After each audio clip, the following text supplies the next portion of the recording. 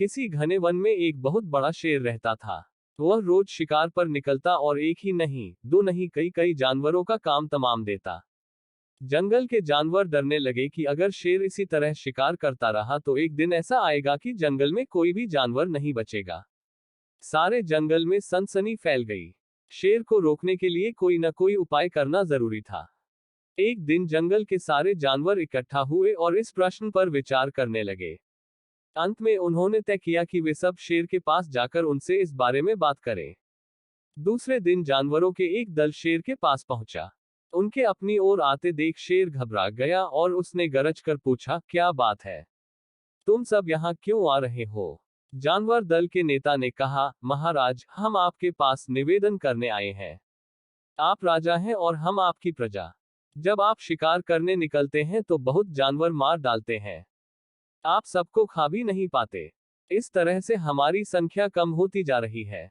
अगर ऐसा ही होता रहा तो कुछ ही दिनों में जंगल में आपके सिवाय और कोई भी नहीं बचेगा। प्रजा के बिना राजा भी कैसे रह सकता है?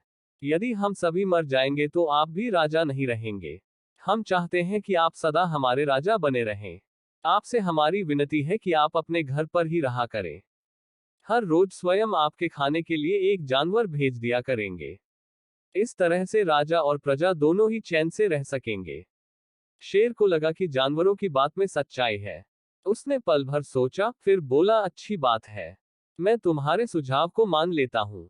लेकिन याद रखना, अगर किसी भी दिन तुमने मेरे खाने के लिए पूरा भोजन नहीं भेजा तो मैं जितने जानवर चाहूंगा मार डालूंगा। जानवरों के पास तो और कोई चारा नहीं, इसलिए उन्होंने शेर की शर्त मान ली और अपने अपने घर चले गए। उस दिन से हर रोज शेर के खाने के लिए एक जानवर भेजा जाने लगा। इसके लिए जंगल में रहने वाले सब जानवरों में से एक एक जानवर बारी बारी से चुना जाता था। कुछ दिन बाद खरगोशों की बारी भी आ गई। शेर के भोजन के लिए एक नन्हे से खरगोश को चुना गया। वह खरगोश जितना छोटा था उतना ही चतुर भी था। उसने सोचा, बेकार में शेर के हाथों मरना मूर्खता है। अपनी जान बचाने का कोई न कोई उपाय अवश्य करना चाहिए, और हो सके तो कोई ऐसी तरकीब ढूंढनी चाहिए जिससे सभी को इस मुसीबत से सदा के लिए छुटकारा मिल जाए। आखिर उसने एक तरकीब सोच ही निकाली। खरगोश धीरे धीरे आराम से शेर के घर की ओर चल पड़ा। जब वह शेर के पास पहुंचा तो बहुत देर हो चुकी थी। भूख के मारे शेर का बुरा हाल हो रहा था। जब उसने सिर्फ एक छोटे से खरगोश को अपनी ओर आते देखा तो गुस्से से बौखला उठा और गरज कर बोला, किसने तुम्हें भेजा है? एक तो पिद्दी जैसे हो, दूसरे इतनी देर से आ रहे हो। जिन बेवकूफों ने तुम्हें भेजा है मैं उन सबको ठीक करूंगा।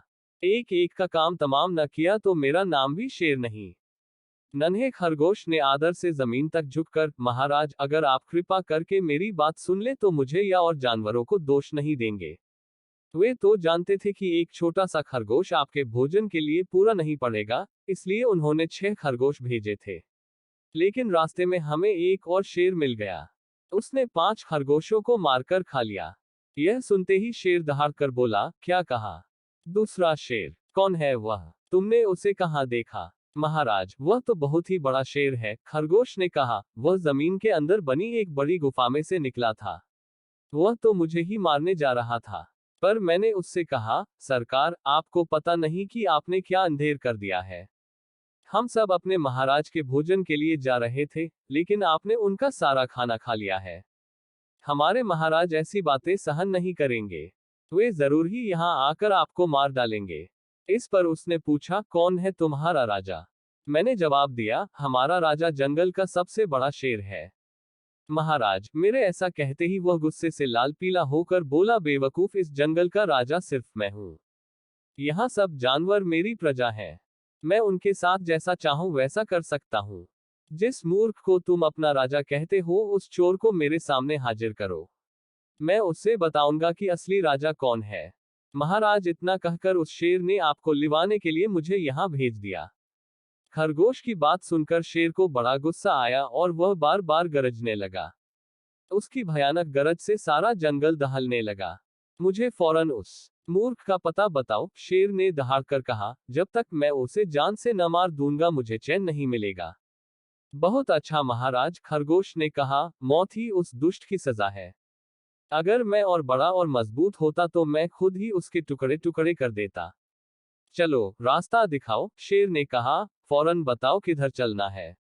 इधर आइए महाराज, इधर। खरगोश रास्ता दिखाते हुआ शेर को एक कुएं के पास ले गया और बोला, महाराज, वह दुष्ट शेर जमीन के नीचे किले में रहता है। जरा सावधान रहिएगा। किले में छुपा दुश्मन खतरनाक होता है। मैं उससे निपट लूंगा। शेर ने कहा, तुम यह बताओ कि वह है कहाँ। पहले जब मैंने उसे देखा था तब तो वह यहीं बाहर खड़ा था। लगता है आपको आता देखकर वह किले में घुस गया। आइए मैं आपको दिखाता हूँ।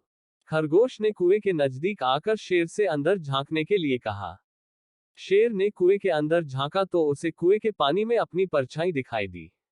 परछाई को देखकर शेर जोर से दहाड़ा। कुएं के अंदर से आती हुई अपने ही दहाड़ने की गूंज सुनकर उसने समझा कि दूसरा शेर भी दहाड़ रहा है। दुश्मन को तुरंत मार डालने के इरादे से वह फौरन कुएं में कूद पड़ा। कूदते ही पहले तो वह कुएं की दीवार से टकराया, फिर धड़ाम से पानी में गिरा और डूबकर मर गया।